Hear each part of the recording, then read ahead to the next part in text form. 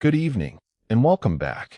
Settle in, get comfortable, pull the blanket up if you need to, dim the light if there's still one on, and let your eyes get heavy whenever they want to. There's no rush tonight. There's never any rush here. Tonight, we're going somewhere most people never think about, somewhere that exists right now, at this very moment, while you're lying there listening to this. Somewhere dark, somewhere cold, somewhere utterly, completely silent. Picture this for a moment, and just let the picture sit there in your mind. A steel vessel, longer than a football field, heavier than a small mountain of steel and machinery and people, sitting motionless 300 meters beneath the surface of the ocean. 300 meters. That's roughly the height of the Eiffel Tower. Only instead of reaching up into the sky, this distance reaches down into blackness, into cold, into a place where sunlight simply cannot follow. And inside that vessel, sealed away from all of it, more than 100 people are asleep in narrow bunks, breathing air that was never above the water's surface, drinking water that, an hour or two ago, was ordinary, undrinkable seawater. And a few dozen meters from where one of those sailors is sleeping right now, quietly, calmly, without the faintest sound, without the faintest tremor, a nuclear reactor is splitting atoms. Not with a bang, not with any drama whatsoever. Just a slow, steady, endlessly patient release of the very same kind of energy that powers a star, humming along in absolute darkness, keeping the lights on, keeping the air breathable, keeping every single person aboard alive, night after night, month after month.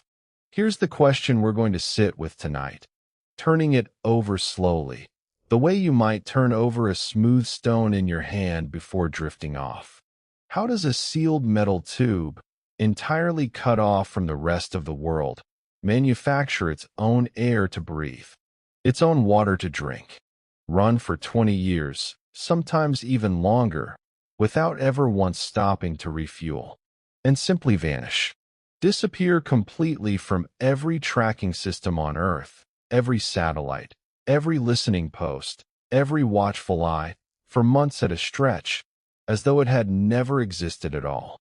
Consider, for just a moment longer, what it would actually feel like to stand in that vessel right now, in one of its narrow steel passageways, lit softly by red lighting during the artificial night hours to help preserve everyone's natural vision and their sense of a normal sleeping rhythm.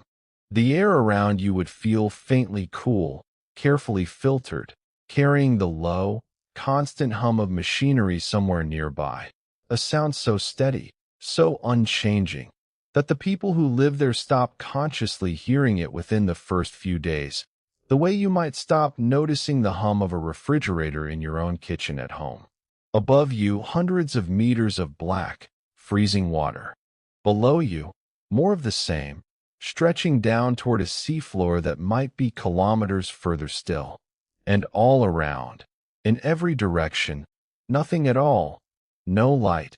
no sound from outside, no sense whatsoever of the wider world continuing on without you.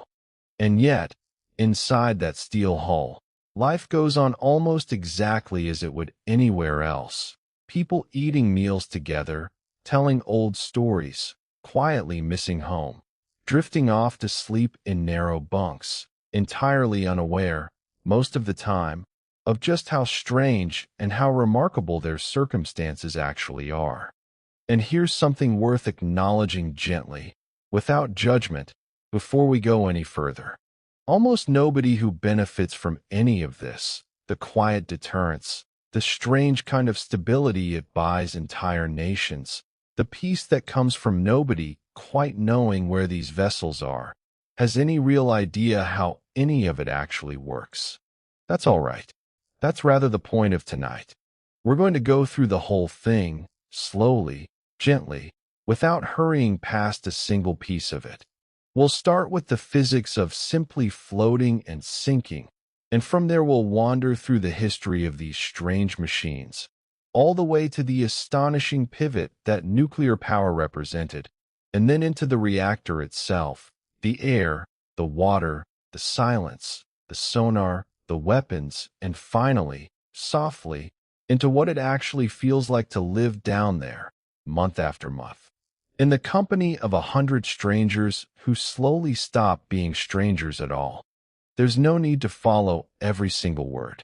This is a long one tonight, deliberately unhurried, built for you to drift in and out of as your body decides it wants to. If you fall asleep in the next few minutes, that's more than fine. That's rather the point of the whole exercise, and every idea we haven't gotten to yet will still be here, patiently waiting, whenever you want to come back and find it. If you're enjoying this kind of thing, a like or a subscribe helps this channel keep making more of them. But that's the only ask tonight, and even that can easily wait until morning or the morning after that. So, let's start at the very beginning, the way we always do. Long before reactors, long before sonar, long before anyone had even dreamed of nuclear power, submarines faced one basic, stubborn, deceptively simple problem. How do you build a vessel that can deliberately sink itself, on purpose, survive down there indefinitely without falling apart, and then rise back up again, exactly when you want it to, and not a moment before? That problem, at its heart, is really just a question about density and about pressure, and it's worth sitting with for a while, because everything else we talk about tonight is quietly built on top of it.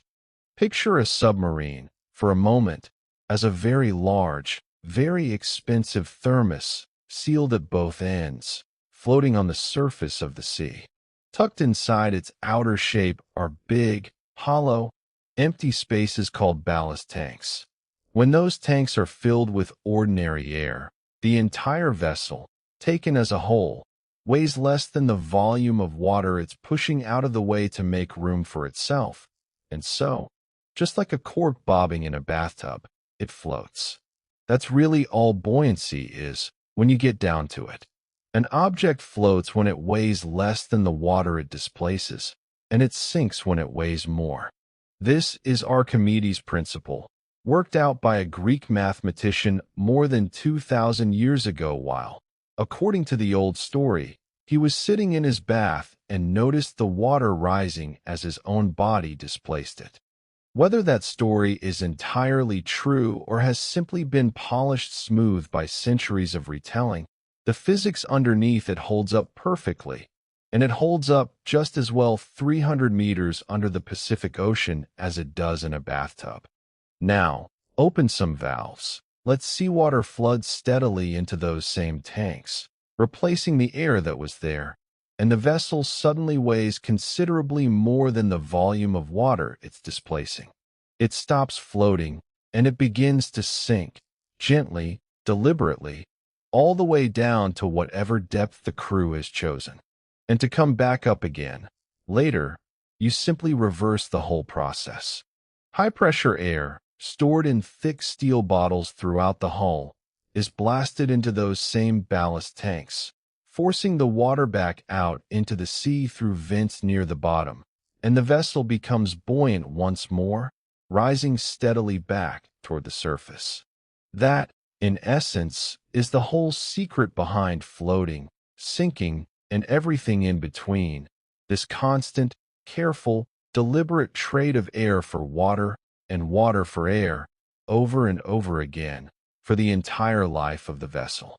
Now here's the thing, and this is worth turning over slowly. Getting from the surface down to some chosen depth is one challenge, and a relatively straightforward one at that. But staying at that exact depth, hovering there, neither rising nor sinking by so much as a meter, is a considerably subtler and more delicate task. For this, submarines rely on what are called trim tanks, smaller tanks positioned toward the front and the back of the vessel, which let the crew fine-tune the balance of weight from bow to stern, the way you might carefully shift your own weight forward or backward to keep your balance on a seesaw that's trying to tip one way or the other. Add a little water to the forward trim tanks, and the nose dips slightly. Add a little to the aft trim tanks instead, and the tail settles down while the nose rises. It's a slow, continuous, almost meditative process of adjustment, small correction after small correction, keeping an enormous vessel perfectly, invisibly balanced in a fluid that never stops pressing in from every direction at once. And working alongside those trim tanks are the diving planes, angled fins that look a little like small aircraft wings, mounted near the bow and again near the tail, close to the propeller. As the submarine moves forward through the water, that water flows continuously over these planes, and by tilting them ever so slightly up or down, the crew can nudge the entire vessel gently upward or gently downward, exactly the way an airplane's wings generate lift as air rushes over their curved surfaces.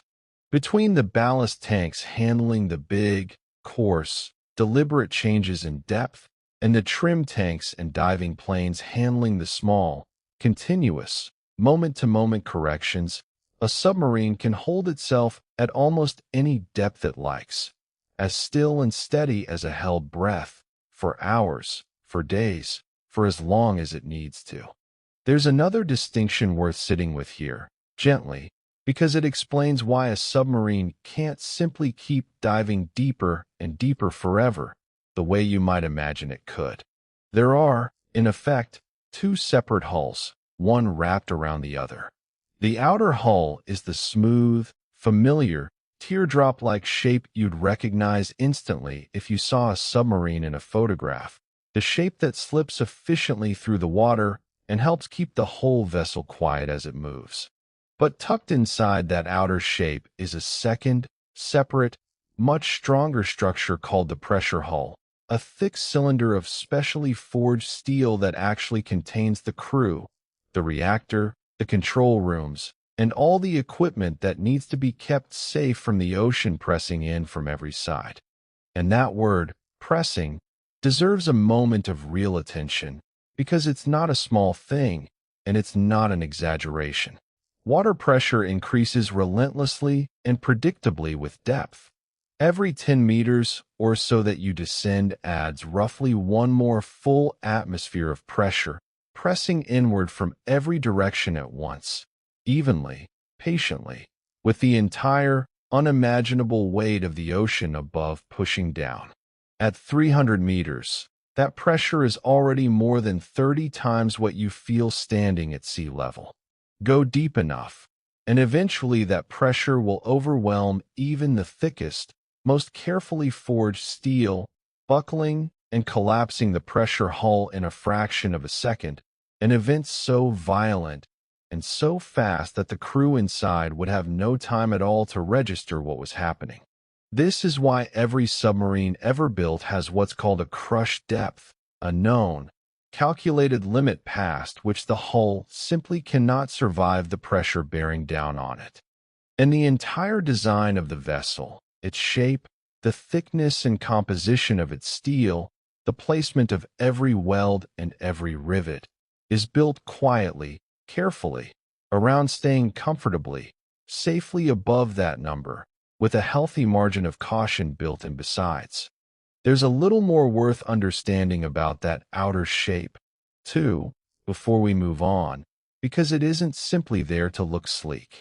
The smooth, rounded, teardrop-like form of a modern submarine's outer hull is the product of an enormous amount of careful hydrodynamic study, the same broad discipline of physics that shapes the wings of an airplane or the hull of a racing yacht,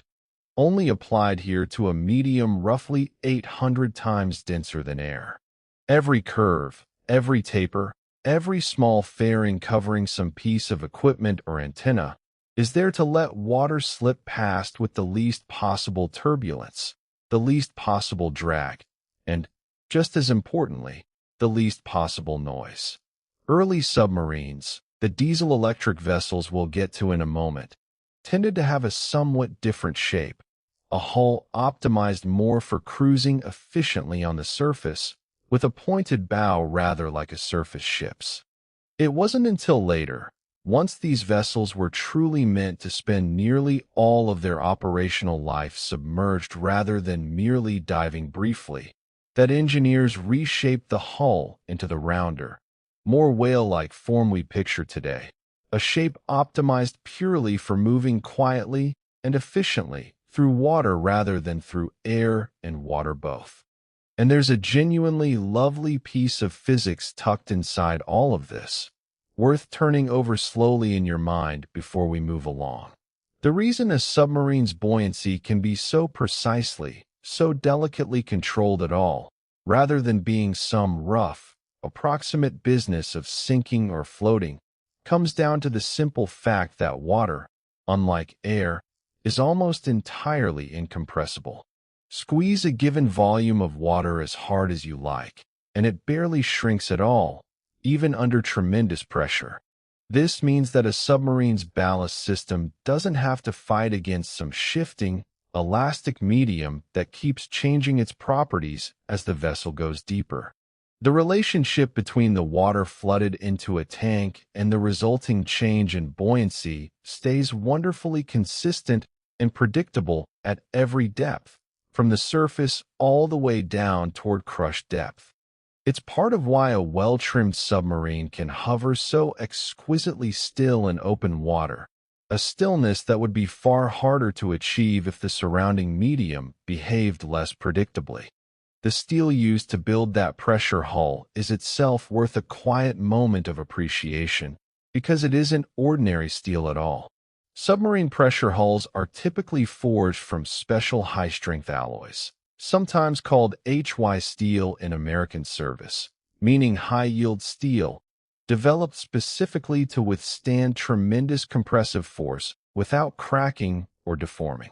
Some more specialized vessels, built for particularly deep operations, use titanium instead of steel entirely, a metal that's both remarkably strong for its weight and naturally resistant to the slow corrosion that constant seawater exposure would otherwise cause over decades of service, though titanium is difficult and expensive to weld correctly, which is part of why it's reserved only for the most specialized designs.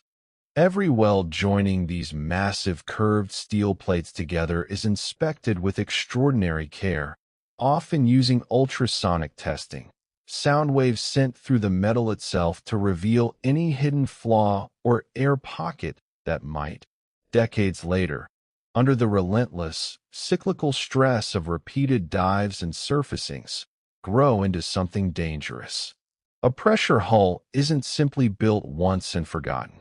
It's inspected and re-inspected throughout the entire working life of the vessel, because it is, quite literally, the one thing standing between every person aboard and the crushing weight of the sea.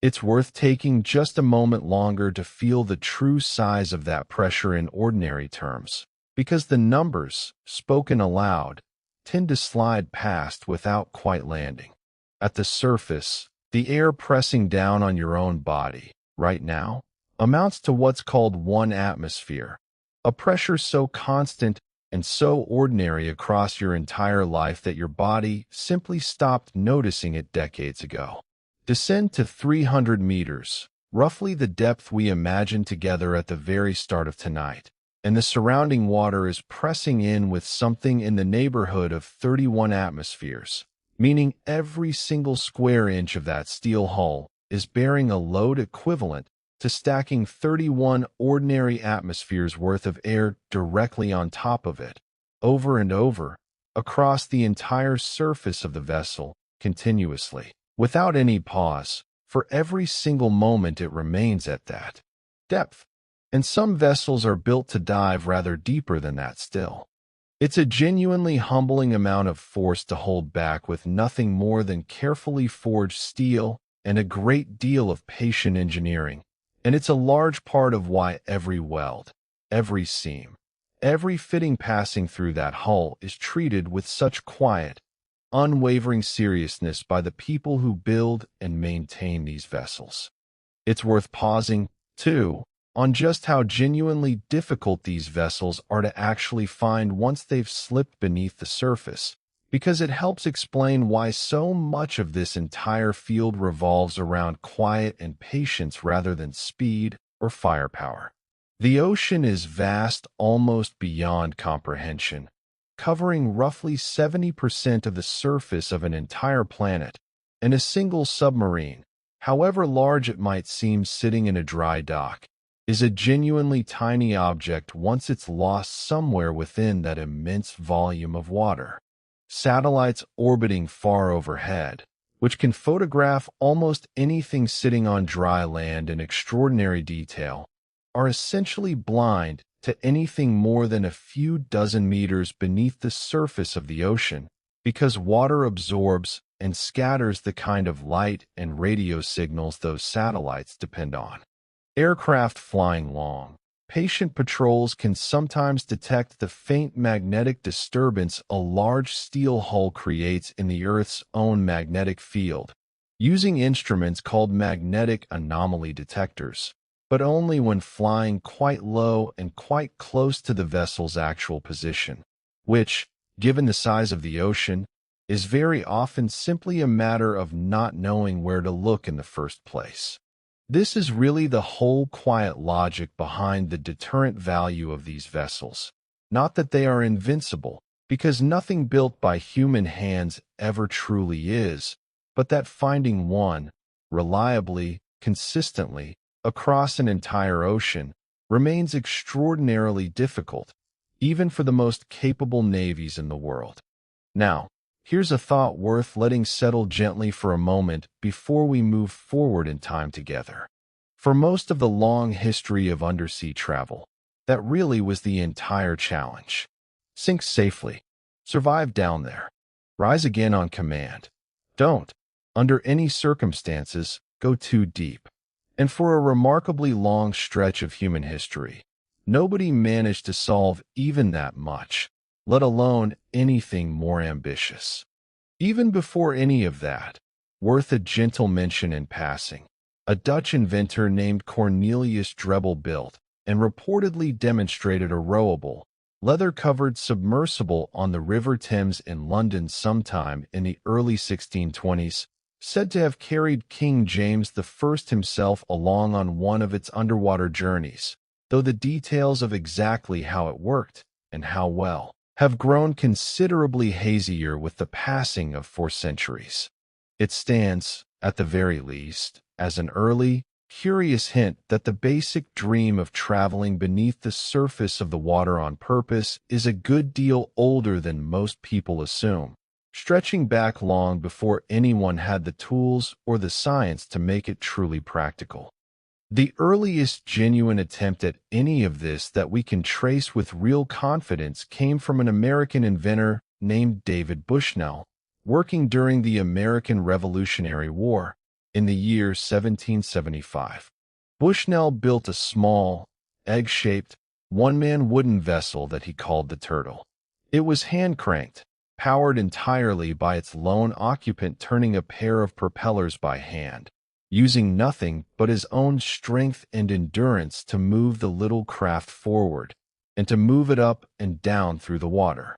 It was meant to sneak up quietly, beneath enemy ships, and attach an explosive charge to their wooden hulls using a hand-turned screw, before slipping away unseen. In practice, it never quite worked the way Bushnell hoped it would. The attachment mechanism kept failing to bite into the copper sheathing on the hull of at least one famous target vessel, and the whole mission had to be abandoned. But it proved something important, something that had never really been proven before, that a person could deliberately submerge beneath the surface of the water, maneuver with some degree of control while submerged, and then surface again safely, on purpose, of their own free will. It was clumsy. It was slow. Inside the Turtle, the single operator sat surrounded by an assortment of hand cranks, valves, and a small depth gauge lit by a piece of foxfire, a faintly glowing fungus, since no open flame could safely be carried inside a sealed wooden vessel, and every single motion of the craft, forward, backward, up, down, depended entirely on that one person's own arms and legs, turning crank after crank in the dark, breathing air that grew steadily thinner with every passing minute. It was, by every account, more than a little terrifying to actually operate, crammed into that tiny wooden shell in total darkness. But the idea, the basic seed of it, had been planted. Nearly a century later, during the American Civil War, in the year 1864, a Confederate vessel called the H.L. Hunley became the very first submarine in recorded history to successfully sink an enemy warship in combat. It, too, was hand-cranked, this time by a crew of several men sitting in a row inside its narrow iron hull, turning a long crank shaft together in the cramped darkness, breathing air that grew steadily thinner and staler with every passing minute submerged. The Hunley managed to ram a spar torpedo, essentially an explosive charge mounted on the end of a long pole extending from its bow, into the hull of a Union ship called the USS Housatonic and sink it. Tragically, and this part of the story is worth acknowledging honestly rather than glossing over, the Hunley itself was lost that same night, along with every member of its crew, and the wreck of the vessel wasn't even located and recovered until well over a century later, in the late 1990s. It's a sobering reminder of just how dangerous, how unforgiving, how genuinely experimental this whole idea still was in its infancy, and how much was risked, how much was lost, simply to prove that it could be done at all. By the time the First and Second World Wars arrived, several decades later, submarines had become genuinely significant, widely used weapons of naval warfare, responsible for sinking an enormous amount of shipping on every side of both conflicts. But here's something that often quietly surprises people when they hear it for the first time. Those vessels weren't really submarines in the way we tend to picture them today when we hear that word. They were, more honestly and more precisely, submersibles. Vessels that spent the overwhelming majority of their operational time cruising along on the surface of the water, using ordinary diesel engines, very much like a surface ship, and only slipped beneath the waves briefly to launch an attack or to hide from a pursuing warship before coming back up again as soon as it was safe to do so. The reason for this was simple and largely unavoidable given the technology of the time.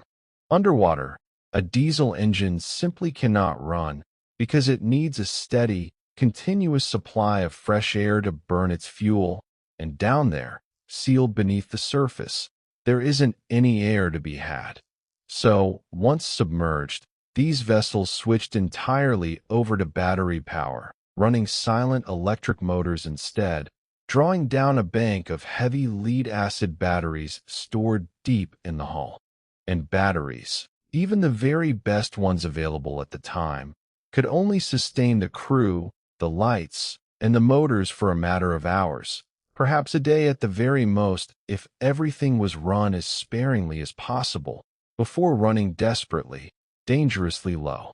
This limitation led to one particularly clever, if rather precarious, compromise, called the snorkel, a tall, extendable tube that could be raised just above the surface of the water while the rest of the hull remained submerged, letting the diesel engines breathe fresh air and run even while the vessel stayed mostly hidden beneath the waves,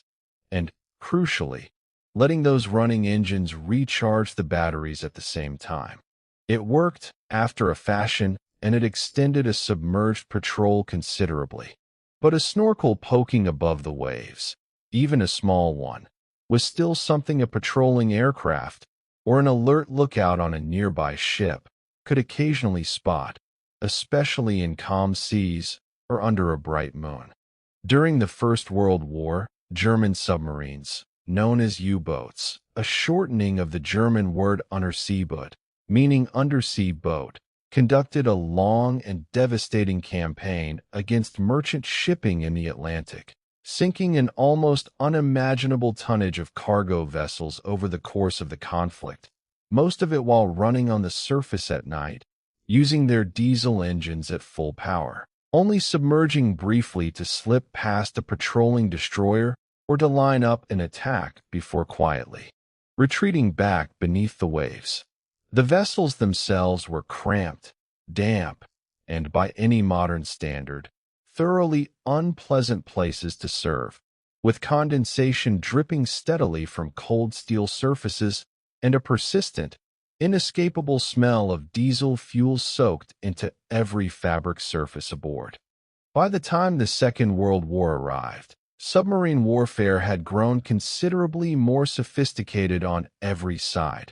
though the underlying limitation, that stubborn dependence on surfacing regularly to recharge batteries and refresh the air inside the hull, remained fundamentally unchanged. German U-boats again ranged across the Atlantic in what came to be called wolf packs, groups of several submarines coordinating their attacks against merchant convoys using radio communication, a tactic that, for a time, proved devastatingly effective, sinking merchant ships faster than shipyards in Britain and North America could possibly replace them. It was, for a period of the war, a genuinely close-run thing, with the survival of Britain's supply lines hanging in real doubt. Late in the war, German engineers introduced a genuinely significant leap forward called the Type 21, a submarine designed from the outset to spend far more of its time submerged than any vessel before it, with a much larger battery capacity, a more streamlined, hydrodynamically refined hull shape optimized for underwater speed rather than surface cruising, and a snorkel fitted as standard equipment rather than as an afterthought. It arrived too late in the conflict to see meaningful combat service, but its design quietly influenced submarine engineering for decades afterward, on every side of the growing Cold War that followed. In the Pacific theater, meanwhile, American submarines waged a similarly effective and similarly costly campaign against Japanese shipping, operating across vast stretches of open ocean, often on extremely long patrols that pushed both crew and machinery to their absolute limits, always constrained by that same fundamental ceiling. A battery that could only carry a crew safely through so many hours before it simply had to be recharged, air and daylight be damned. These vessels, in the end, were fundamentally surface ships that could hide for a little while, when they needed to, and then had to come back up, sooner or later, to breathe. They were never truly designed to stay down there, quietly, indefinitely, for months on end without ever coming up at all. That kind of true, lasting, deliberate submergence needed something else entirely. It needed a power source that didn't need air to run at all, a source of energy that could simply keep going and going, in the dark, without ever once needing to breathe. And that brings us, gently, to the year 1954, and to a particular vessel called the USS Nautilus. The Nautilus was the world's first genuinely nuclear-powered submarine, and its launch quietly, permanently changed the entire calculation of what a submarine could actually be. For the very first time in human history, a vessel had a source of propulsion that required no oxygen whatsoever to produce its power, no burning of any kind, no combustion at all, and so, in principle, it could remain submerged not merely for hours, and not merely for a day or two, but for months on end, limited really only by how much food it could carry to feed its crew, and by how much the crew themselves could psychologically and physically endure, cooped up together in that steel tube. Nautilus even famously transmitted a message back to shore, underway on nuclear power, for simple words that had never once, in the entire history of seafaring, been true before that particular moment. Behind this achievement stood a rather singular, complicated character, well worth spending some time with tonight, a man named Hyman Rickover. He was, by nearly every account left behind by the people who worked closely with him, an extraordinarily demanding, meticulous, and frankly quite difficult man to work for.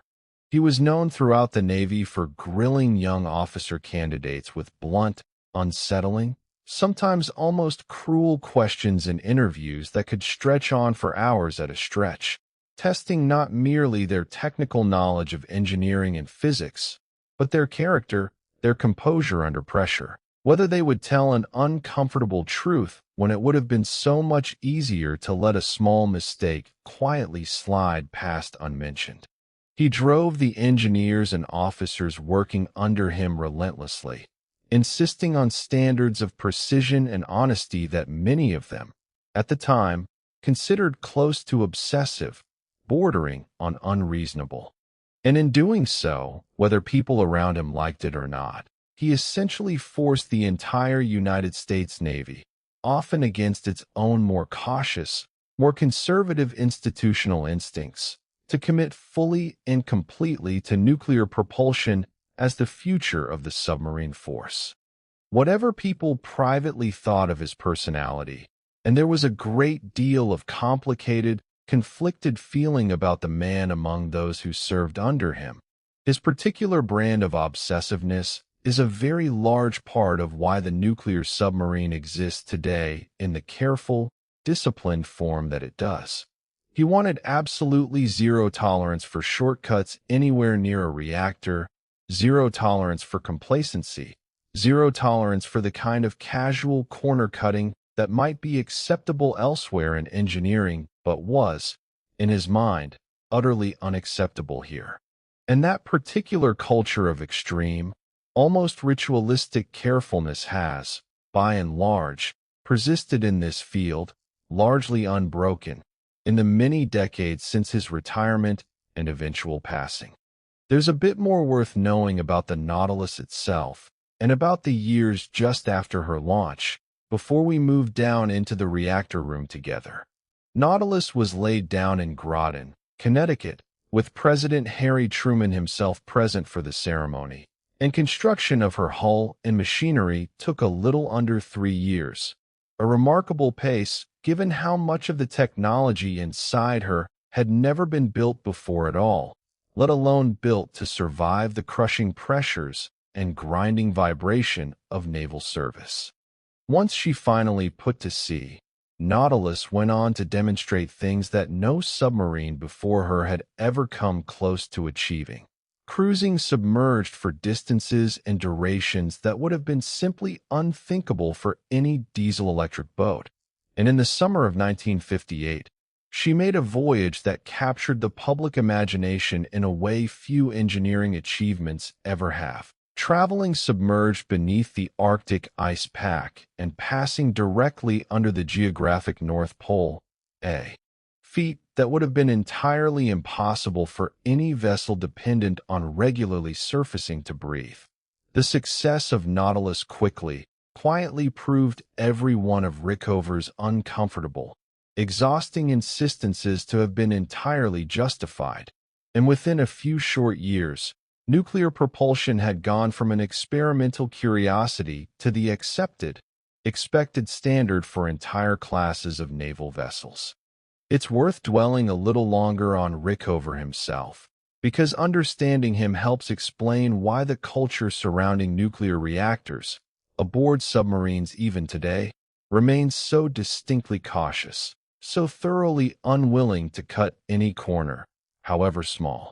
Rickover served for an extraordinarily long stretch of time, decades longer than almost any other officer in American naval history, retiring only in his early 80s after having personally interviewed and approved nearly every single officer who would go on to serve in the nuclear submarine program during his long tenure. Those interviews became the stuff of Navy legend, sometimes lasting only a few clipped, brutal minutes, sometimes stretching on for hours, with candidates reportedly made to sit in an uncomfortable chair with one leg deliberately shortened, or question relentlessly about some minor inconsistency in their own personal history, all of it, by most accounts, a deliberate test of composure and honesty under pressure rather than any genuine interest in the answer itself. He wanted people who would report a problem immediately, fully, without any instinct to minimize it or hide it out of embarrassment or fear, because a hidden problem aboard a vessel carrying a nuclear reactor sealed beneath the ocean was a problem that could very quickly become catastrophic, with nobody able to reach the vessel in time to help. That demanding, exacting culture, uncomfortable as it clearly was for the people living inside it, has an enviable safety record to show for itself. Decades upon decades of naval reactor operation without the kind of serious accident that so many people, quite reasonably, might have expected given how unforgiving the environment and the technology both are. So, let's take a slow, patient walk through what exactly a nuclear reactor solves, because this really is the single idea sitting quietly underneath everything else we're going to talk about tonight.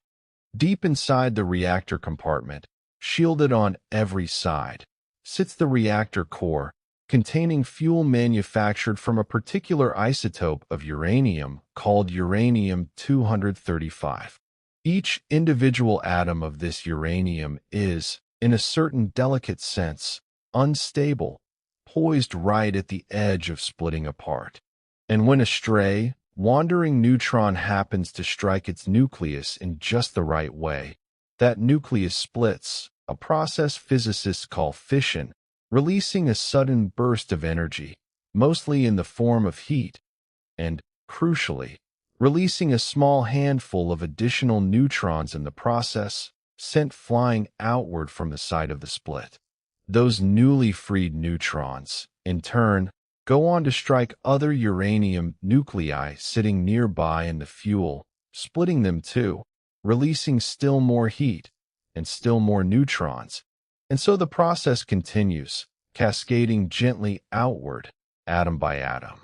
It's worth sitting for a moment with just how much energy is packed into that one, single, almost impossibly small event. One atom splitting into two smaller atoms, releasing a tiny burst of heat, and 2 or 3 stray neutrons besides. On its own, a single fission event is a vanishingly tiny thing, releasing an amount of energy far too small to notice or measure by any ordinary human sense. But uranium fuel inside a reactor core contains an almost incomprehensible number of individual atoms, and once a steady chain reaction is properly established, uncountable trillions of these tiny splitting events are happening every single second, all across the core, each one contributing its own small, quiet contribution of heat, all of it adding together into the steady, continuous, controllable warmth that will, in a few more steps, become steam, and then motion, and then light.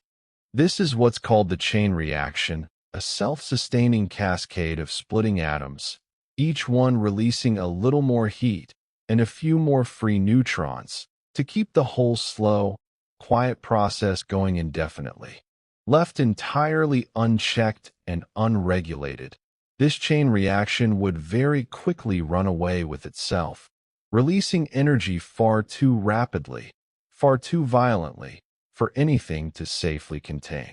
So the reactor is carefully fitted with what are called control rods, long rods made from materials, often containing elements like boron or cadmium, that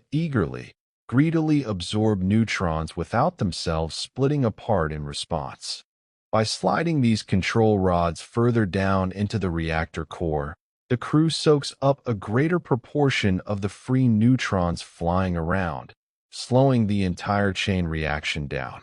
By withdrawing those same rods slightly, they let more neutrons pass freely through the fuel, and the reaction speeds gently back up in response. It's a wonderfully simple, almost meditative kind of control, really, sliding rods in, sliding rods out, holding an entire, ongoing nuclear reaction in a stable, quiet, closely watched balance, hour after hour, day after day. There's also something called a moderator involved in all of this, and in most reactors of this kind, that moderator is simply ordinary water, the same water used for cooling. Its job is to slow down the fast-moving neutrons flying outward from each split atom, because, as it happens, slower neutrons are actually considerably more effective at triggering further fission in nearby uranium atoms than fast ones are. That same water, quite remarkably, ends up doing a second job at the very same time, acting as a coolant, circulating directly through the hot reactor core, soaking up the tremendous heat being continuously generated there, and carrying that heat safely away to somewhere it can be put to good use. This is where the idea of two entirely separate loops of water comes into the picture, and it's worth sitting with for a moment, because it really is a rather elegant piece of engineering. In what's called the primary loop, water flows directly through the reactor core itself, becoming extremely hot in the process, hundreds of degrees, and, importantly, this water is kept under such tremendous, carefully controlled pressure that it doesn't actually boil, even at temperatures that would ordinarily flash it instantly into steam under normal atmospheric pressure. This scalding, pressurized, faintly radioactive water is then pumped through a device called a steam generator, essentially a large heat exchanger, where its heat is transferred through the walls of thousands of narrow metal tubes into a completely separate, entirely distinct loop of water called the secondary loop. This second loop of water, crucially, is not radioactive at all, because it never once comes into direct physical contact with the reactor core or its fuel. It's allowed to boil freely into steam within the steam generator, absorbing the heat passed across from the primary loop, and that clean, ordinary steam is then directed onto the blades of a large turbine. This is the very same basic principle you'd find humming away inside an old coal-fired steam locomotive, or, for that matter, inside most conventional power plants on land right now, generating the electricity running through the walls of your own home. The rushing, high-pressure steam spins the turbine at tremendous speed, and that spinning motion does two very useful things at once. Part of it is geared directly down, through a careful arrangement of reduction gearing, to the propeller shaft, turning the massive bronze propeller and pushing the entire submarine forward through the black water. Another part of that same spinning motion drives a set of electrical generators, producing all the electricity needed for absolutely everything else aboard the vessel, the lights in every passageway, the pumps circulating water and air throughout the hull, the life support systems, the sonar arrays, the navigation computers, the galley where meals are cooked, all of it. And here, gently, is the almost sleepy, deeply satisfying payoff to all of this careful engineering. Because uranium releases such an extraordinary, tightly concentrated amount of energy from such a comparatively small quantity of fuel, a modern submarine reactor can run for something like 20 years, sometimes even for the entire operational lifetime of the vessel itself, without ever needing to be refueled even once. No burning fuel that needs replenishing. No need for air of any kind. No smoke rising to the surface. No exhaust trailing behind. Just this quiet, continuous, endlessly patient splitting of atoms, turning water to steam, turning steam to motion, turning that motion to light and warmth and forward progress for decades on end, humming along steadily while the crew above it goes about their lives, sleeps in their bunks, eats their meals, largely unaware, most of the time, of the quiet, invisible miracle keeping them alive a few dozen meters away. It's worth pausing on the sheer scale of energy locked away inside that fuel for a moment, because the numbers, once you sit with them, are genuinely difficult to hold in the mind all at once. A single kilogram of uranium-235, fully consumed through fission, releases roughly the same amount of energy as burning something on the order of 2 or 3,000 tons of coal. Not 2 or 3 tons, 2 or 3,000. This is why a reactor core containing a comparatively modest quantity of fuel, an amount that might fit within a space not much larger than a household refrigerator or two, can continue producing power steadily for 20 years or more without ever needing to be replenished, while a conventional diesel-electric vessel of the same era might need to take on fresh fuel every few weeks simply to keep operating.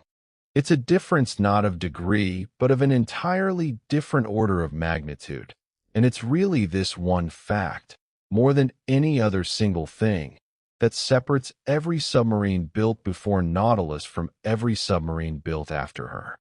There's also a quiet, careful safety mechanism worth understanding, tucked into the physics of the reactor itself, something engineers call negative temperature coefficient, though you certainly don't need to remember the phrase. In simple terms, as the reactor core gets hotter, the physics of the fuel and moderator naturally, automatically work to slow the chain reaction down a little, all on their own, without any operator needing to touch a single control rod. And if the core cools slightly, that same natural tendency gently allows the reaction to speed back up a touch. It's a built-in, physical tendency toward stability, quite apart from anything the crew or the control rods are doing moment to moment, a kind of gentle self-correcting balance woven directly into the laws of physics governing the fuel itself, so that the whole system leans naturally toward calm, steady equilibrium rather than toward runaway extremes. It's worth pausing gently, too, on how the crew is kept safe from the reactor itself, since a question like that tends to surface naturally in anyone's mind once they picture a nuclear reactor humming away just a short walk from where people are sleeping.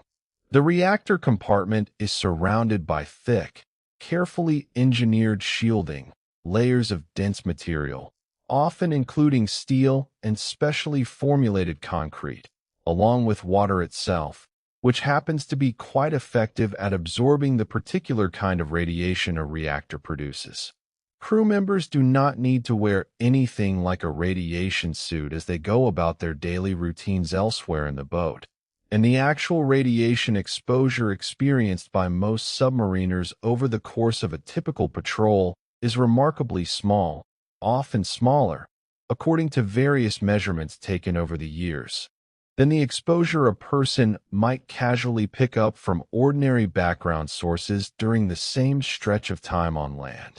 The reactor compartment itself is treated with particular care and respect, access carefully controlled and monitored, staffed by a specially trained group of engineers who understand its workings intimately and who monitor its many instruments continuously, every single hour of every single day, whether the boat is at war, at peace, or simply sitting quietly at a pier. There is always, at every single moment the reactor is operating, a small watch team quietly stationed at its controls, reading gauges, checking temperatures, confirming that every reading sits comfortably within its expected range, logging each observation carefully by hand or by computer before the next watch arrives to relieve them. It is, by the description of nearly everyone who has stood that particular watch, a strange mixture of tedium and quiet vigilance, hour after hour of everything behaving exactly as it should, punctuated by the occasional small adjustment, a valve nudged, a reading double-checked against a neighboring gauge, all of it done calmly, deliberately, without any hurry at all. Because hurrying is very rarely what a reactor actually needs from the people watching over it. This quiet, patient, unglamorous vigilance, repeated in unbroken relay for 20 years or more across the working life of a single vessel, is really the last, essential piece of the whole picture we've spent so long building tonight. The simple, human discipline of paying close, careful attention to something important, for far longer than any one person's watch could ever last on its own. Let's linger a little longer, too, on that turbine and its gearing, because it's a genuinely elegant piece of machinery.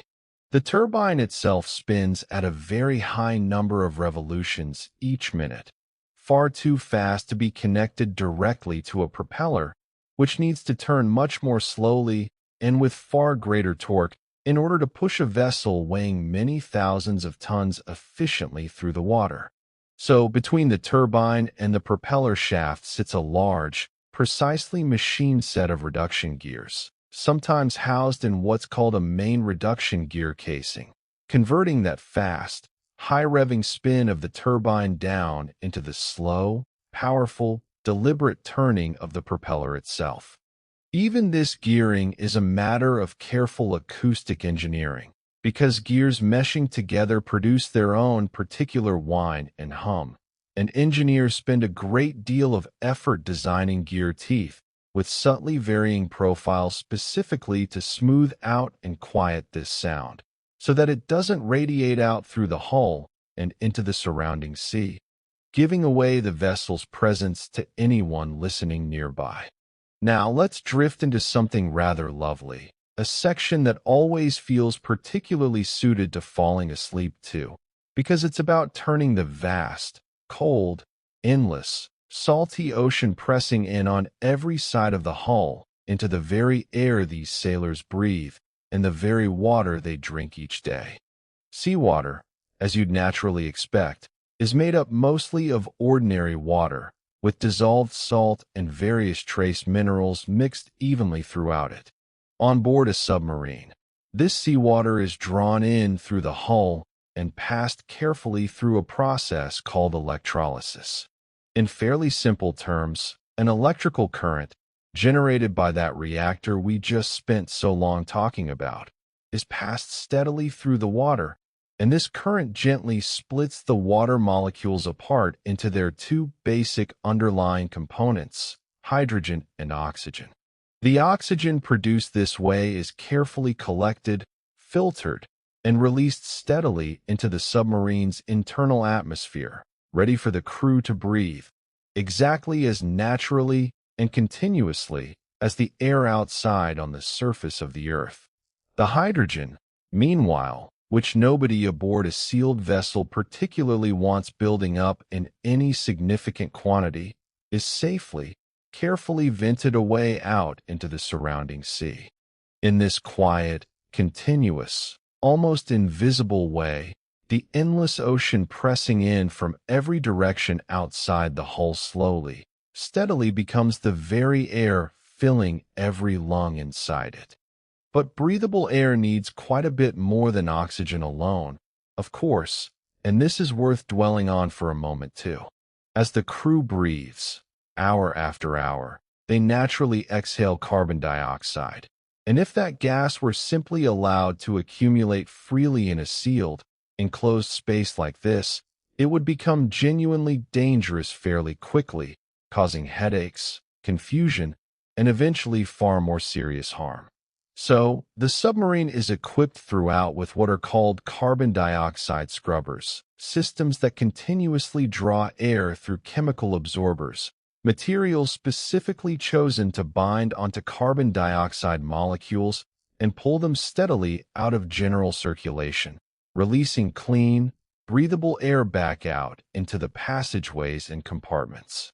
Sensors placed carefully throughout the vessel constantly quietly monitor the internal atmosphere, checking oxygen levels, checking carbon dioxide levels, checking for trace contaminants of any kind, keeping the entire internal climate held steady within a narrow, comfortable, genuinely safe band, day after day, month after month.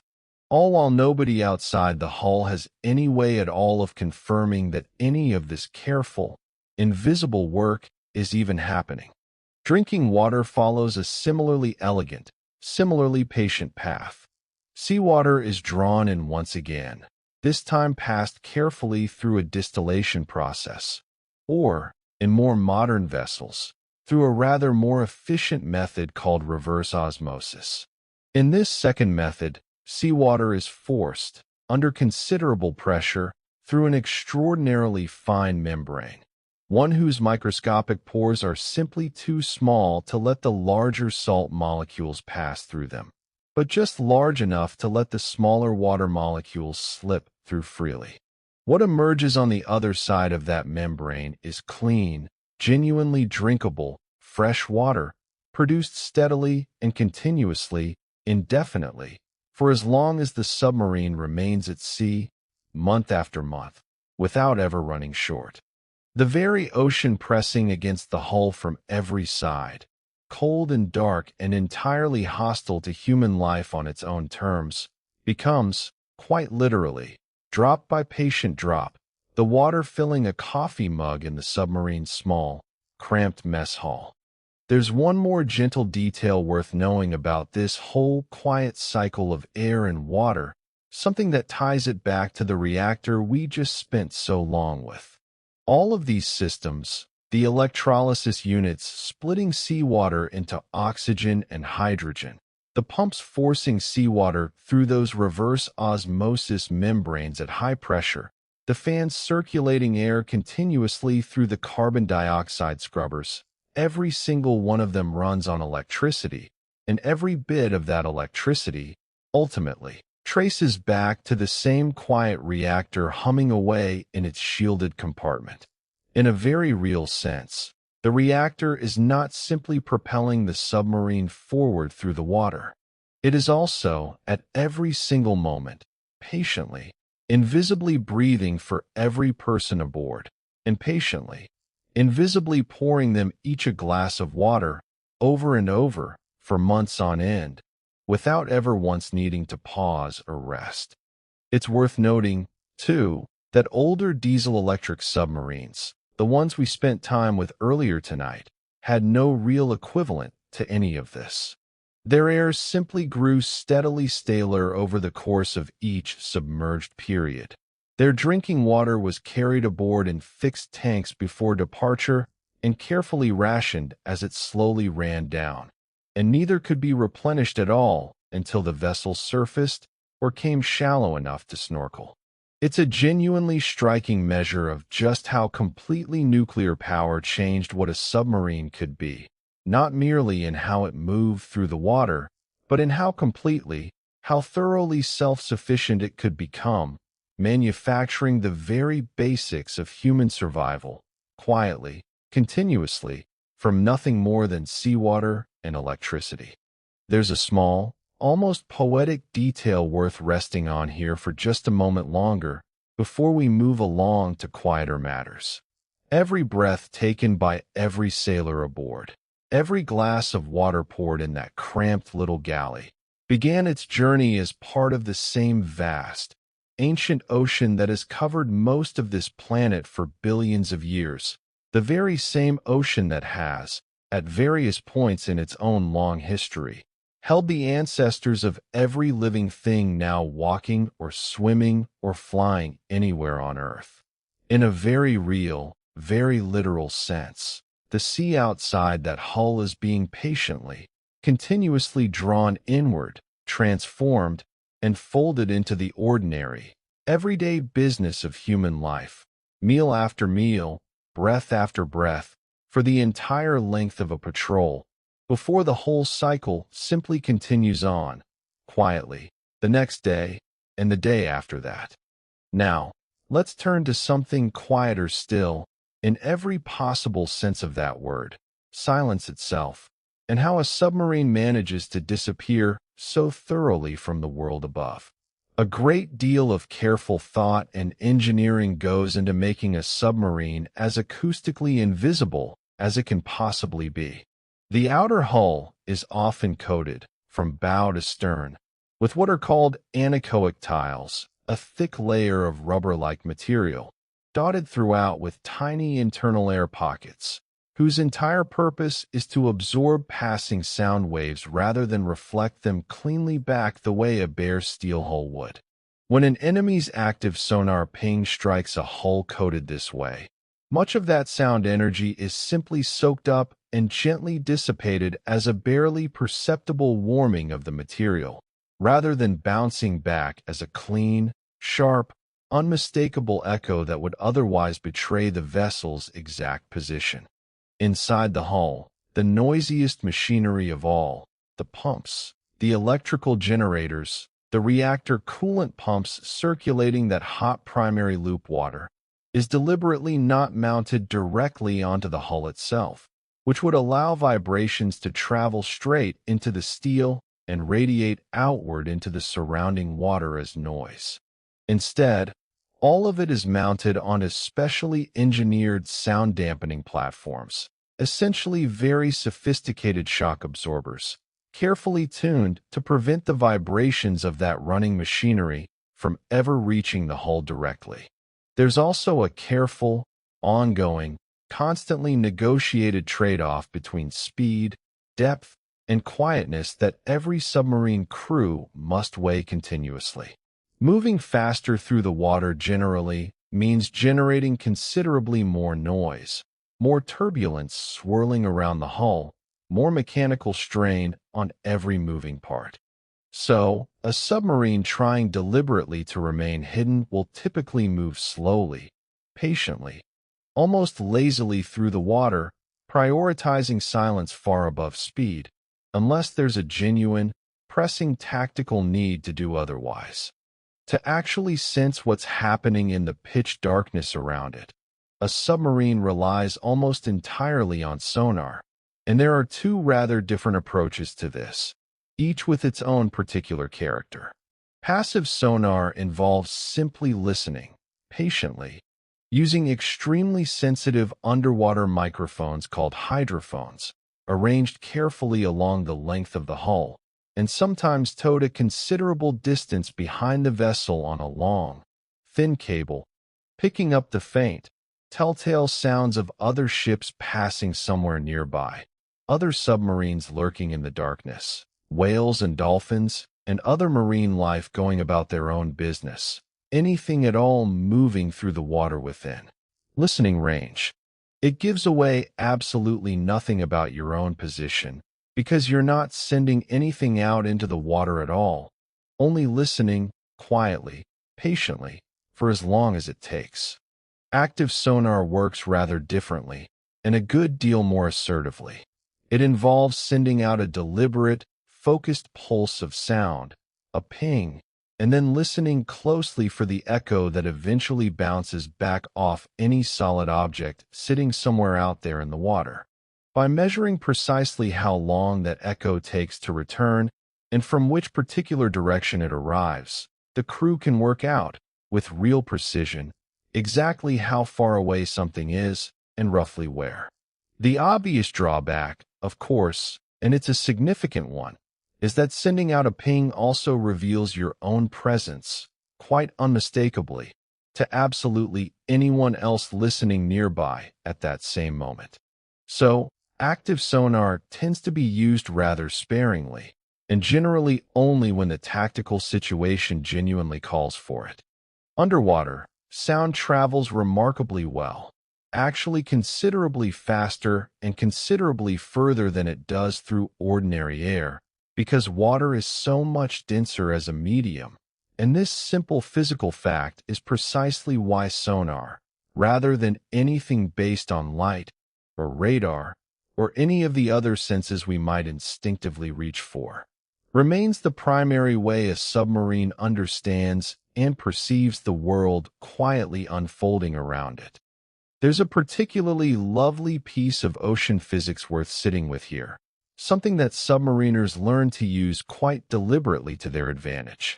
The ocean is not acoustically uniform from top to bottom, the way you might casually assume. Temperature changes with depth, generally growing colder the further down you go, and this changing temperature bends the path that sound waves travel along, sometimes quite dramatically. At a certain depth, often several hundred meters down, there's a boundary called the thermocline, a layer where temperature drops relatively sharply over a fairly short vertical distance, and sound waves passing through this boundary can be bent, refracted, much the way light bends when it passes from air into water.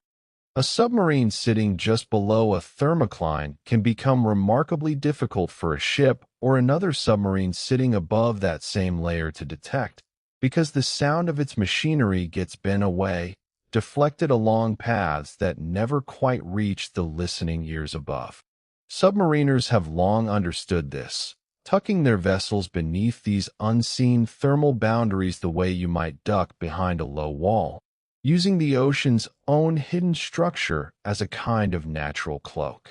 Temperature is not the only thing quietly shaping how sound moves through the sea, either. Salinity, the amount of dissolved salt in a given stretch of water, and the immense, steady pressure of the depths themselves both play their own small part in determining exactly how quickly sound travels through any particular patch of ocean, and where a submarine happens to be operating, near a river mouth pouring fresher water into the sea, or in some particularly cold, particularly deep stretch of open ocean, can change these acoustic conditions in ways that experienced crews learn to read and use to their advantage. It's rather like learning the particular quirks of a familiar room, knowing exactly where a whisper carries clearly and where it seems to vanish into the walls. Except here the room is an entire ocean, and the whispering is the quiet,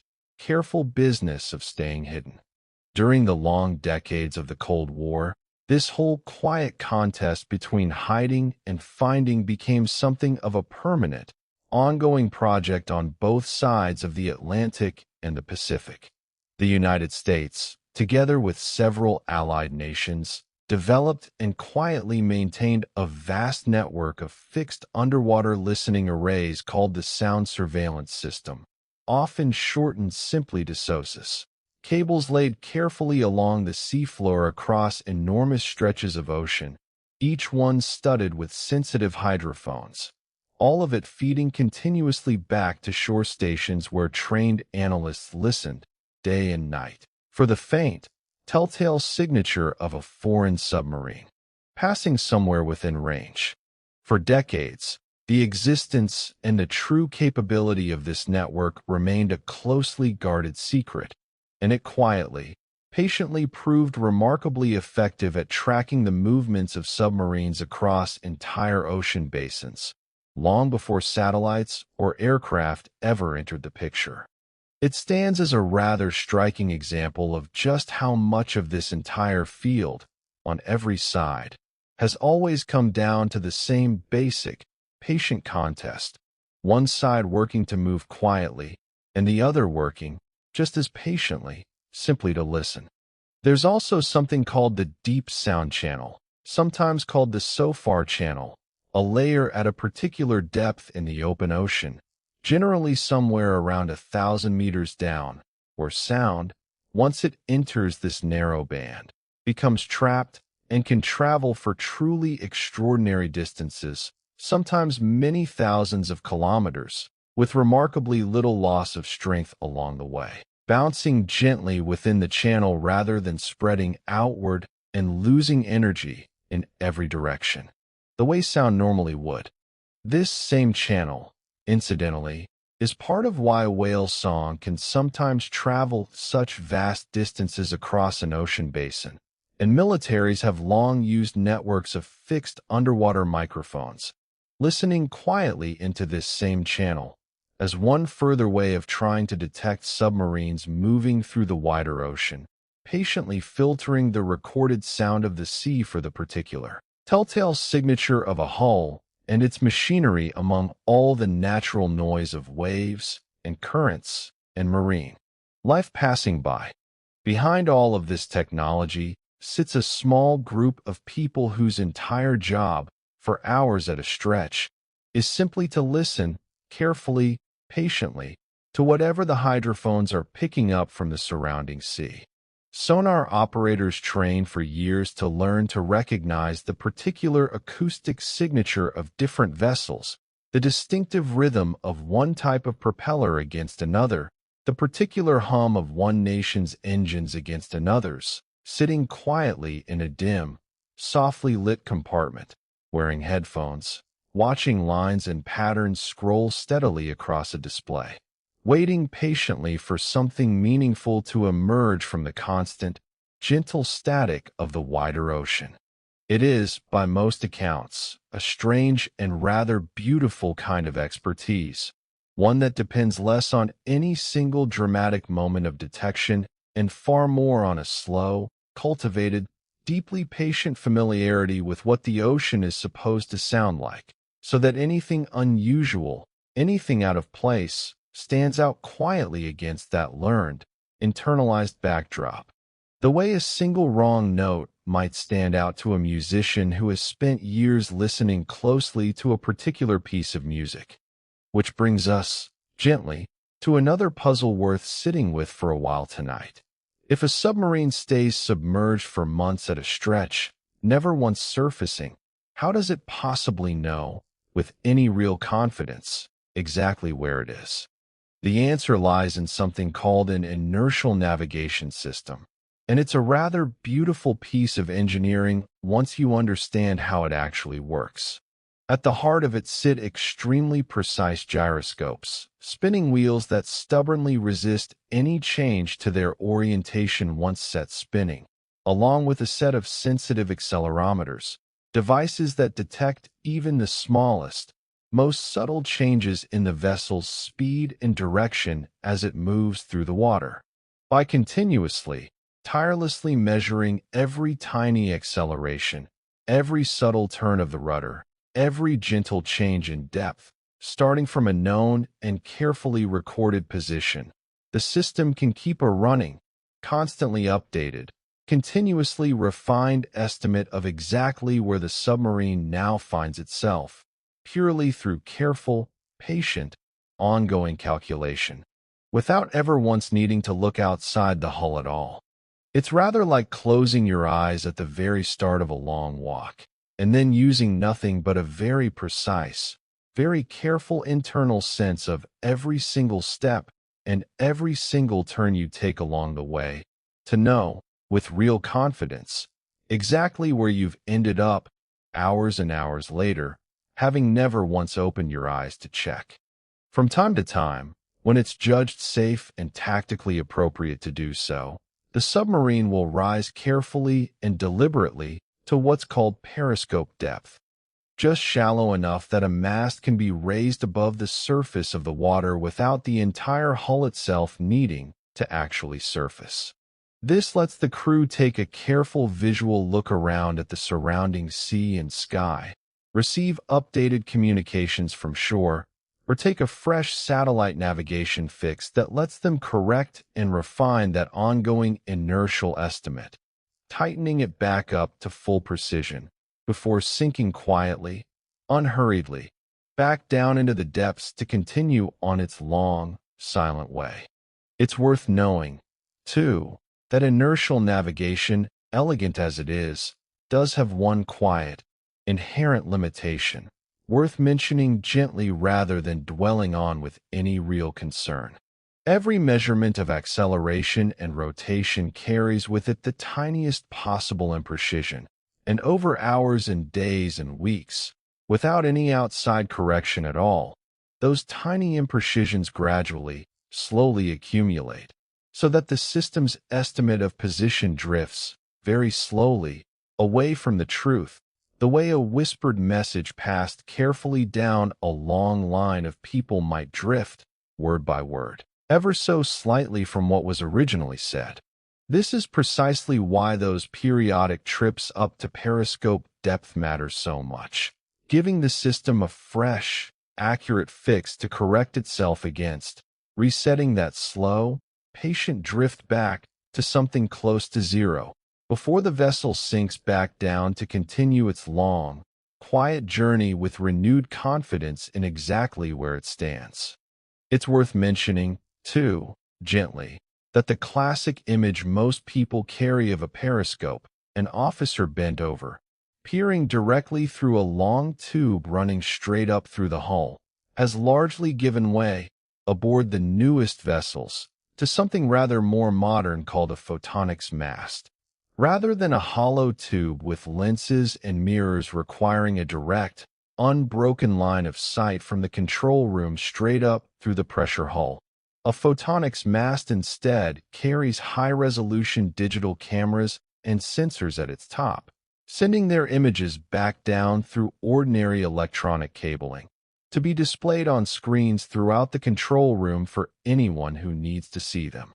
This small change, technical as it sounds, actually solves a quietly significant design problem, because it means the pressure hull no longer needs one long, uninterrupted vertical shaft cut through it from top to bottom just to accommodate a traditional periscope, freeing up valuable internal space and simplifying the whole structure of the hull besides, all while giving the crew a considerably clearer, more detailed, more easily shared view of whatever lies above the waves.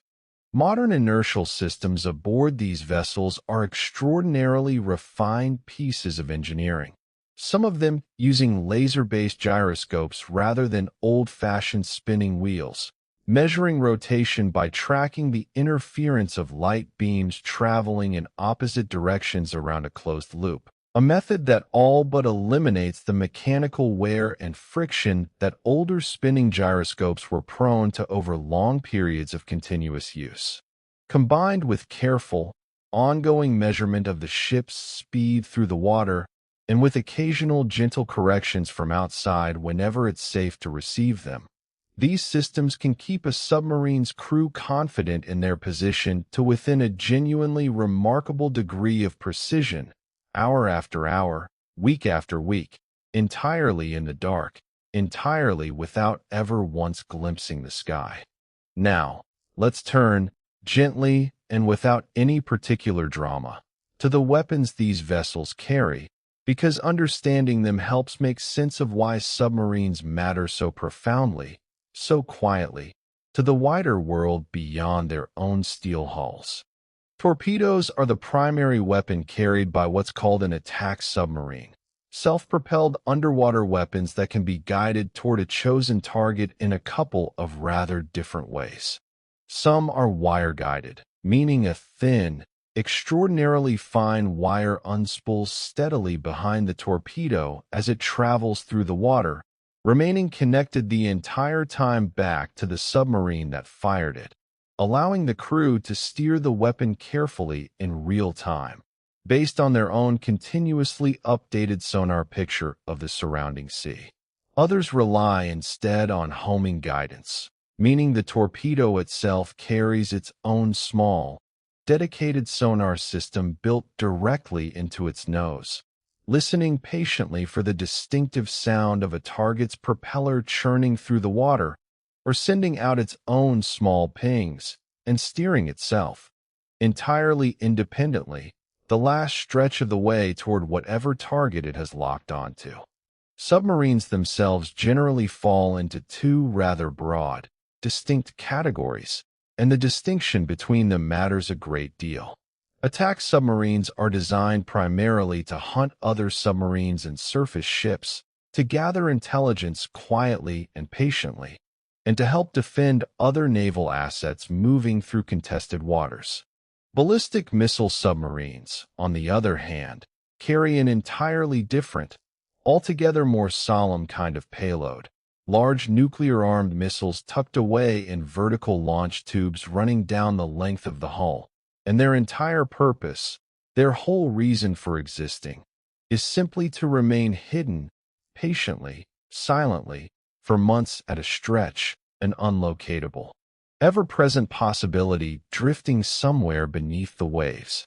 This contributes to what's called the nuclear triad, the broader idea that a nation's nuclear deterrent capability is deliberately spread across three quite different platforms at once: land-based missiles sitting in fixed silos, aircraft capable of carrying nuclear weapons, and these quiet, wandering submarines, so that no single attack, however sudden or however devastating, could ever hope to remove all three at once.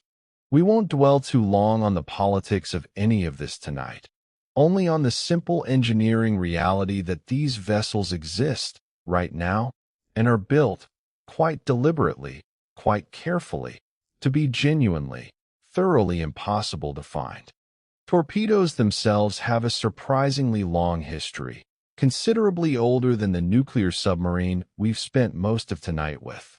The word itself originally referred to any self-propelled naval mine, and the modern torpedo, cigar-shaped, self-propelled, capable of running underwater toward a target entirely on its own, traces back to the work of an English engineer named Robert Whitehead, who developed a workable version of the weapon in the 1860s while working in what is now Croatia on the Adriatic coast. His design, refined steadily over the following decades, established the basic template that every torpedo since has followed in one form or another: a metal cylinder carrying an explosive warhead, a propulsion system, and some means of steering itself toward its target.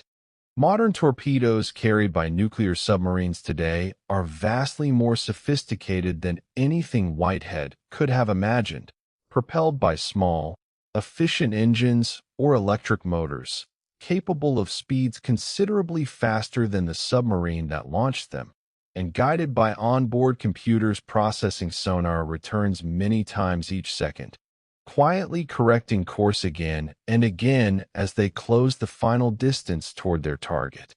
Ballistic missile submarines carry their own considerably larger, considerably more solemn payload. Missiles housed vertically within tubes built directly into the hull, each one capable, once launched, of being ejected up through the water using compressed gas,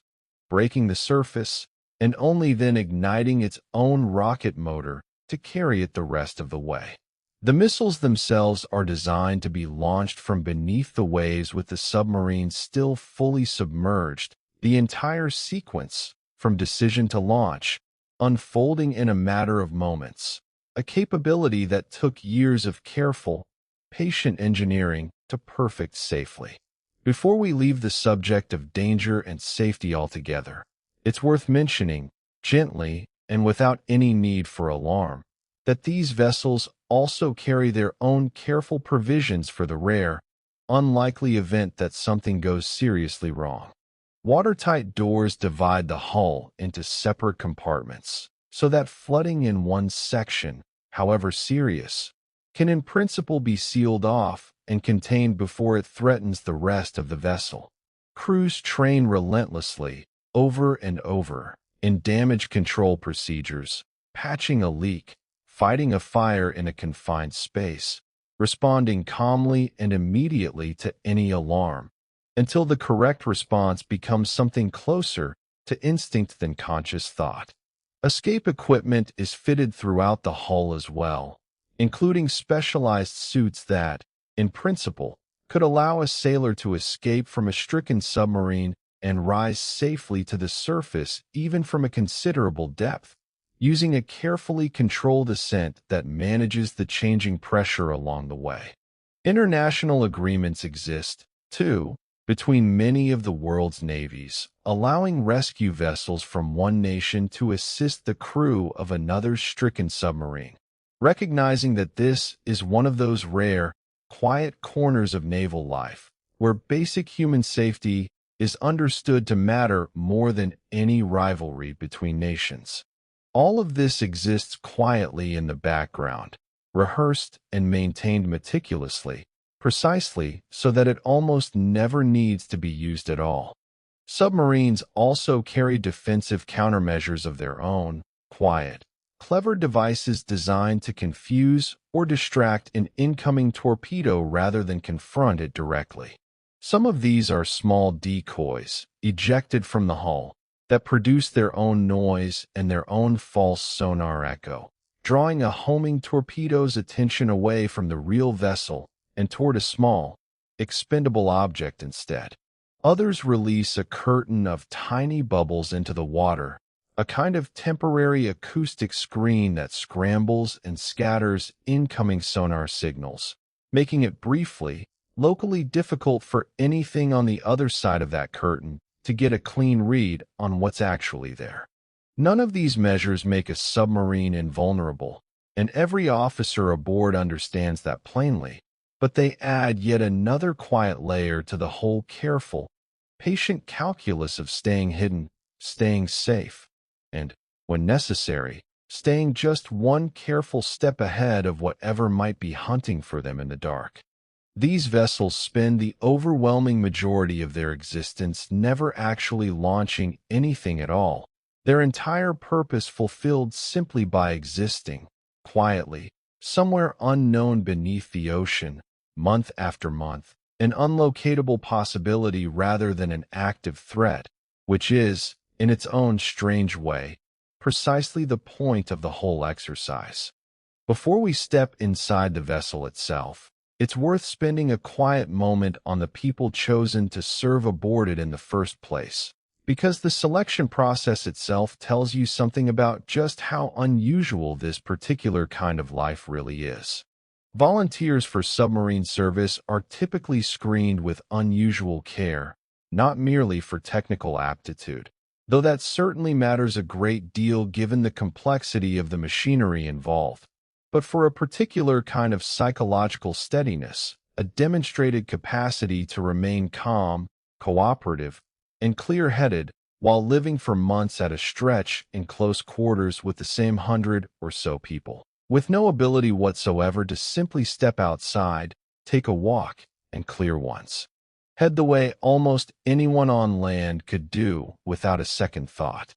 Submarine crews undergo lengthy, specialized training, learning not merely their own particular job aboard the vessel, whether that's operating the reactor, running the sonar suite, or navigating the boat, but a fairly thorough working knowledge of the entire vessel besides, because in an emergency, any sailor aboard might need to help fight a fire or stem a leak in some compartment far from their own usual station. This overlapping, redundant knowledge, spread carefully across the whole crew, is itself a quiet, deliberate safety feature, ensuring that the loss or incapacitation of any single person never leaves some critical piece of the boat's operation without anyone else capable of stepping in. Let's shift now to something altogether gentler, something worth spending real time with tonight, what life actually feels like, day to day, for the people living down there, month after month, far from sunlight, far from family, far from anything resembling ordinary life on land. A typical submarine crew might number anywhere from around 100 people to well over 150, depending on the particular class of vessel, all of them living together, working together, sleeping together, in a space that, however impressively large the vessel might appear from the outside, feels genuinely tight, genuinely close, once you're actually inside it, moving through its narrow passageways. The crew works in rotating shifts, often organized into what are called watches, blocks of several hours spent on active duty, followed by several hours off, cycling continuously, endlessly, around the clock, because, of course, 300 meters beneath the sea, there is no sunrise to mark the start of a new day, no sunset to mark its close, no natural sense whatsoever of day or night passing overhead.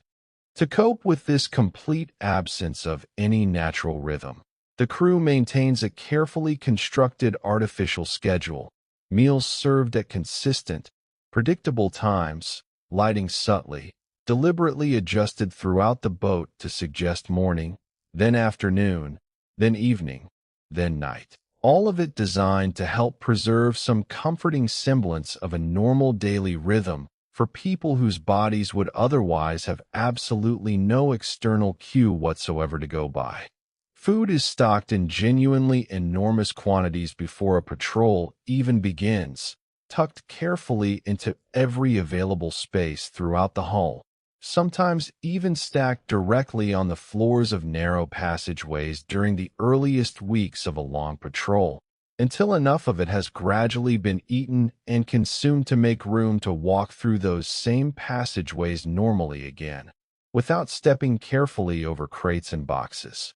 Space, in general, is tight enough aboard these vessels that many crew members practice what's called hot bunking, where a single bed is shared, in careful rotation, between two or sometimes even three different sailors working staggered shifts, so that the bunk itself is never actually left empty for long. Simply changing occupants as one sailor rises groggily for the start of their watch and another, just finishing theirs, lies down gratefully to sleep in the same still warm sheets. There's a particular, distinctive smell to a submarine, sailors will often tell you. A complicated mix of diesel fuel lingering somewhere in the background, machinery oil, recycled and endlessly filtered air, and simply too many people living in close quarters together for too long inside a sealed metal space. A smell which crews often say becomes strangely unnoticeable after the first week or two of a patrol, fading quietly into the background of everyday awareness, until they finally return to the surface at the end of the deployment and step outside and smell fresh, open air again for the first time in months, and suddenly, all at once, realize just how strong and how particular that submarine smell had actually become. For entertainment, and for morale, which matters enormously on a patrol stretching on for months, crews will often hold movie nights down in the mess hall, the very same tight, cramped space where every meal is served throughout the day, folding chairs pulled out and arranged in careful rows, a small projector set up at one end, a genuinely ordinary, almost humble little comfort that goes an enormously long way during months spent entirely at sea, cut off from everything and everyone familiar. Conversations among the crew tend to circle back, again and again, to familiar, comforting topics: home, family, favorite foods they're looking forward to eating again, the small, simple things that somehow feel further and further away the longer any given patrol stretches on.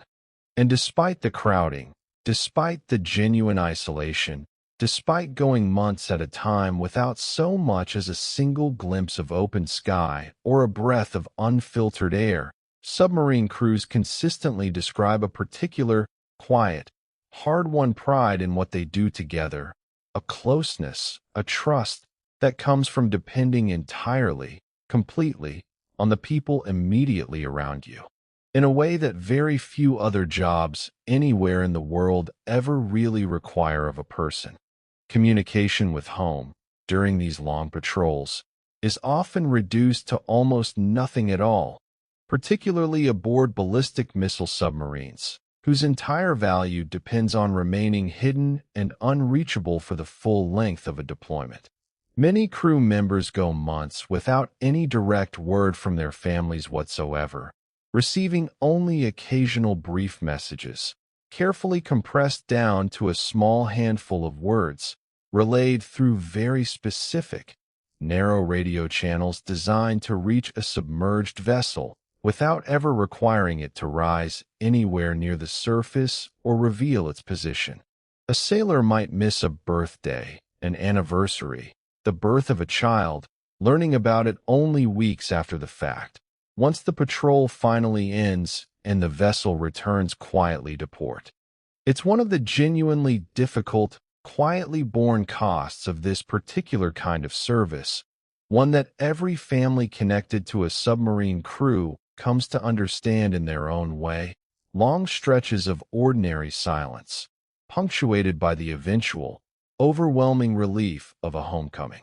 Aboard the vessel itself, the crew develops its own particular customs and rhythms to cope with the strange, timeless nature of a long patrol. Many boats mark the passage of the deployment with small, informal rituals, a countdown calendar tucked somewhere private, a running joke about the quality of a particular meal that gets repeated every time it's served, small traditions passed down informally from one deployment's crew to the next.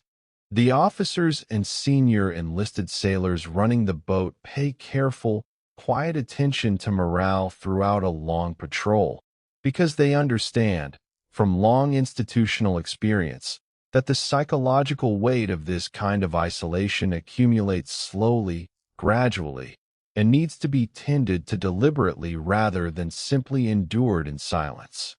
Physical exercise, though space is desperately limited, remains an important outlet, with crews often improvising workout routines in whatever small stretch of open deck space happens to be available: a passageway, a torpedo room not currently in use, anywhere at all that a person can move their body and feel, for a few minutes, something other than the close, unchanging walls surrounding them. There's also something worth understanding about the sheer sensory sameness of a long patrol, the particular, distinctive quality of a world with no weather in it at all. On the surface, life is punctuated constantly by small environmental changes: a passing cloud, a shift in temperature, the sound of rain, the simple, reassuring fact of a horizon stretching away in every direction. None of that exists aboard a submerged submarine. The temperature stays carefully, artificially constant. The lighting, while adjusted to suggest day and night, never changes with weather or season.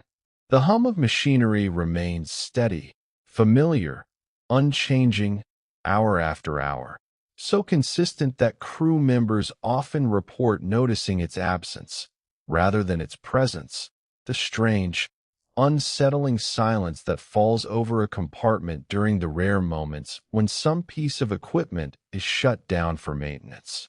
Many submariners describe eventually losing any real, embodied sense of how much time has passed during a long patrol, relying entirely on the calendar and the clock rather than any felt, intuitive sense of days accumulating, precisely because the environment around them offers no natural cues at all to measure that passage against. And yet, for all of this, for all the isolation and the sameness and the strange, weatherless, sunless months, there is something genuinely, quietly remarkable about the culture that develops aboard these vessels. Crews often describe their submarine, only half-jokingly, as a small floating town, complete with its own cooks, its own medical corpsmen capable of handling most injuries and illnesses that might arise, its own informal social hierarchy built not on rank alone but on competence, reliability, and the simple, accumulated trust of having depended on someone through difficult, tedious hours and had that trust rewarded every single time. New crew members, arriving for their first extended patrol, often describe an initial period of real disorientation: the tight spaces, the constant hum, the complete absence of any outside reference point, before gradually settling into the particular, unhurried rhythm of life aboard, a rhythm that experienced submariners come to find, in its own strange way, remarkably calming, even meditative. Once the initial adjustment has passed,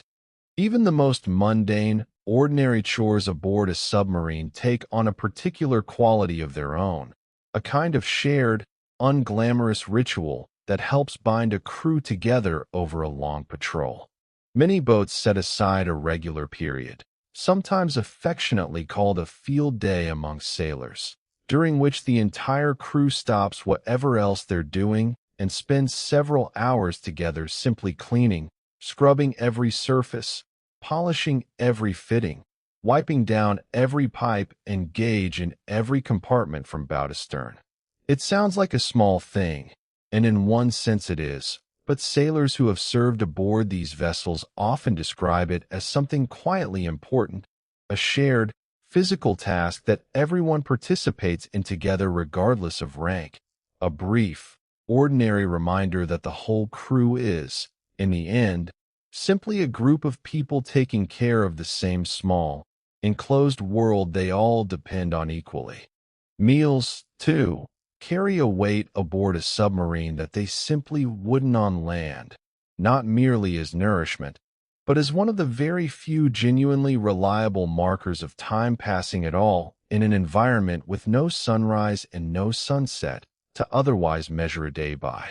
Submarine cooks, working in a genuinely tiny galley, are often remembered fondly, sometimes for years afterward, by the crews they served, precisely because a good, warm, comforting meal becomes disproportionately important when it's one of the only things left connecting a person to some sense of ordinary, homely life. Certain meals take on an almost ceremonial quality aboard particular vessels. A special dinner served partway through a long patrol to mark its psychological midpoint. A favorite dish requested and prepared for a sailor's birthday, even when that sailor's actual family, hundreds of meters above and thousands of kilometers away, has no way of marking the occasion with them at all.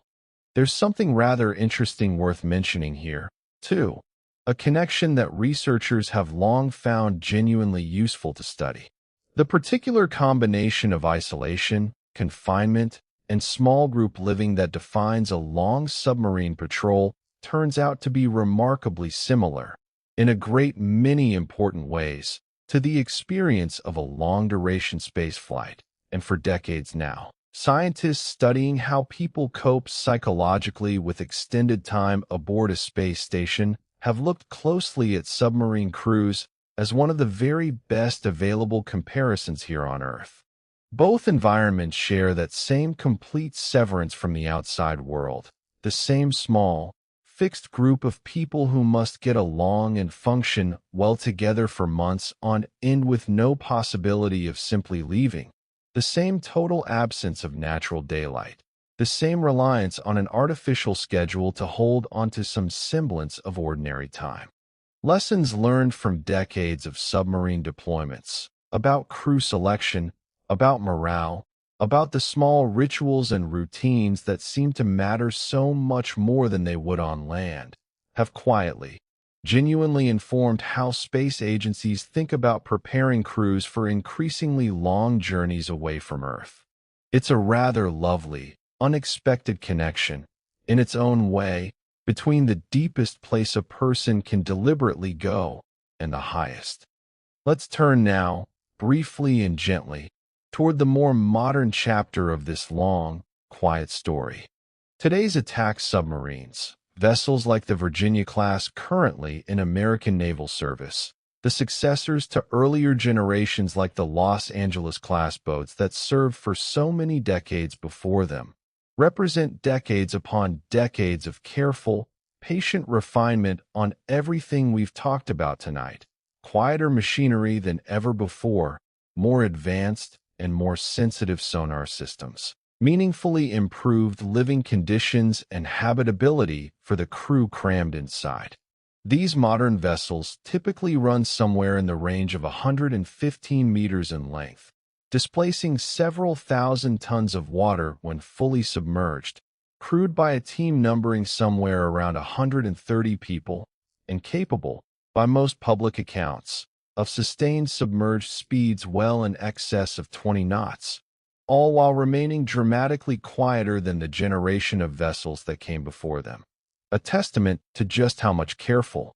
incremental engineering has gone into refining every single one of the systems we've spent tonight talking through. Ballistic missile submarines, similarly, continue to be refined and updated into newer generations. Vessels designed from the keel up to remain hidden and fully capable for even longer stretches of continuous service than their predecessors managed. Looking forward into the nearer future, engineers around the world are quietly exploring ever more sensitive sonar systems, computer assistants designed to help human crews interpret the sheer, overwhelming flood of acoustic information constantly surrounding them more quickly and more reliably, and unmanned underwater vehicles, small robotic craft that could scout carefully ahead of a crewed vessel, or linger patiently in places judged simply too risky to send actual people. None of this is entirely settled yet. Of course, it's simply the gentle, speculative, unhurried direction the whole field seems to be quietly drifting toward, one careful step at a time. Ballistic missile submarines, too, are gradually being replaced by newer generations of vessels, larger, quieter, designed around updated reactor technology intended to run for the entire operational lifetime of the hull, without ever needing the kind of midlife refueling that older designs occasionally required. These newer vessels represent, in a sense, the natural, patient continuation of everything Rickover fought so stubbornly 4 decades ago, carried forward by generations of engineers who never met him, but who inherited, almost without realizing it, his particular insistence on care, on precision, on never once cutting a corner simply because it might be convenient to do so. There's a quieter, gentler thread running through all of this modern work, too, worth mentioning before we let this whole subject rest for the night.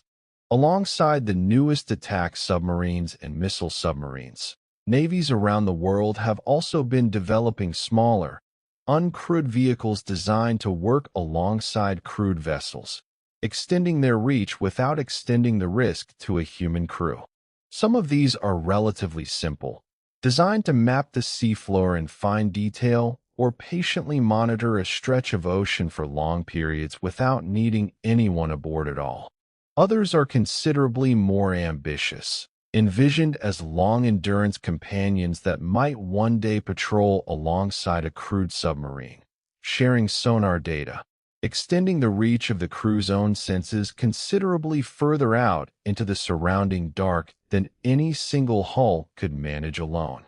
None of this is meant to replace the crewed submarine anytime soon, and probably won't for a very long while yet. But it does suggest a future in which the loneliness and the danger of the deep ocean is shared, a little more evenly, between the people aboard and the quiet, tireless machines working patiently alongside them. There's also a great deal of quiet, ongoing work being done on the software side of all of this, worth a gentle mention before we move on. Modern sonar systems generate an overwhelming quantity of raw acoustic data every single hour, far more than any human operator could ever hope to review line by line. And engineers have been steadily developing computer systems capable of sifting through that flood of information automatically, flagging patterns worth a human operator's closer attention, learning over time to recognize the subtle acoustic signatures that once took a sonar operator years of patient experience to develop an ear. 4. None of this removes the human from the picture, not now and probably not for a long while yet. But it does mean that the quiet, trained ear we talked about earlier is increasingly supported by a quiet, tireless set of algorithms working alongside it, listening to the very same ocean in their own patient, untiring way. And so, at last, we come, softly, gently, toward the end of tonight's long, unhurried journey together. Let's take one last, slow walk back through everything we've covered, not to test what you remember. There's no need for that at all, but simply to let it settle, gently, one more time, the way the last few grains of sand settle quietly to the bottom of a glass of water left standing still. We started with the simplest possible question: how does something so heavy manage to float and sink and hover perfectly still in the middle of an entire ocean? And we found the answer waiting patiently in a bathtub in ancient Greece, in the careful, endless trading of air for water and water for air. We wandered through the earliest, clumsiest attempts at all of this: a hand-cranked wooden egg, a hand-cranked iron hull lost the very night of its one success, each one a small, brave, imperfect step towards something nobody could yet fully picture. We watched 2 world wars fought largely by vessels that were never truly submarines at all, but surface ships that could only borrow the depths briefly before needing to rise again and breathe. And then we watched everything change, quietly, permanently, in the cold Atlantic waters off the coast of Connecticut, when a difficult, exacting, endlessly demanding man insisted that a reactor, splitting atoms in careful, controlled silence, could finally solve the one problem that had limited every submarine before it. We went down into that reactor together, watched uranium atoms split and release their quiet fury, watched control rods slide in and out to hold that fury in perfect balance, watched water become steam, and steam become motion, and motion become light, and warmth, and forward progress, for 20 years at a stretch, without ever needing to stop. We watched the ocean itself become breathable air and drinkable water, drawn in through the hull and quietly, patiently transformed.